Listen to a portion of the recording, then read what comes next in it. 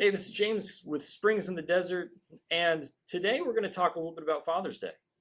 So, Springs in the Desert thought that it would be a wonderful opportunity to take this day and to just allow a guy to talk a little bit, especially to the women out there who are trying to figure out what Father's Day is about, to give a little bit of a male perspective onto how I relate to Father's Day. May not be the same as how everybody relates to Father's Day, um, but give you a chance to just have a window into maybe the mind of a man on a day like today. And first thing I want to point out is that Father's Day wasn't actually made by a man. You may not know this. It was actually instituted by a woman who looked at it and saw, okay, well, there ought to be some parity between what happens with Mother's Day and what happens with Father's Day, and that's good. And I think that in general, that's a good thing to remember because it kind of speaks a little bit to the way that guys interact with this holiday that might be different than the way that a woman might interact with Mother's Day, for example.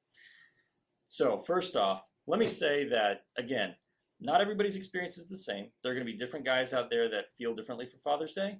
Um, the way that I personally interact with it, though, is this. I don't feel like it has to be a day for me to mourn my lost fatherhood.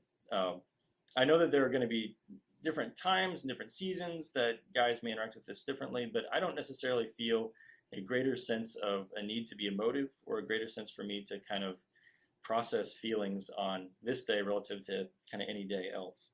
I think that my biggest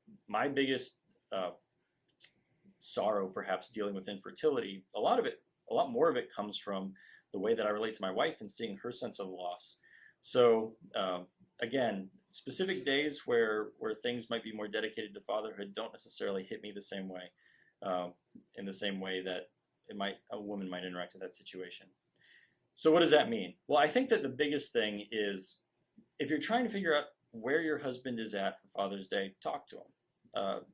Have an open conversation with him and be willing to hear him say that this day doesn't mean much to me, or it doesn't hurt me much, or for me it's just kind of another day.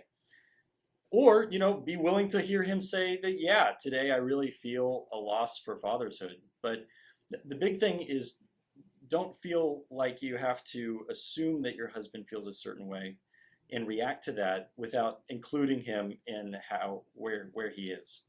As a man in my marriage, the things that I appreciate most from my wife are that she respects me and that she loves me. And I feel most edified even walking through this path of infertility whenever I feel like there's an openness from her to meet me where I am and to edify me and us together kind of where we are.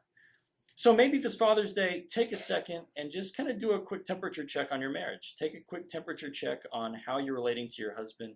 Are there some things that you can improve? Are there some things that maybe he can improve?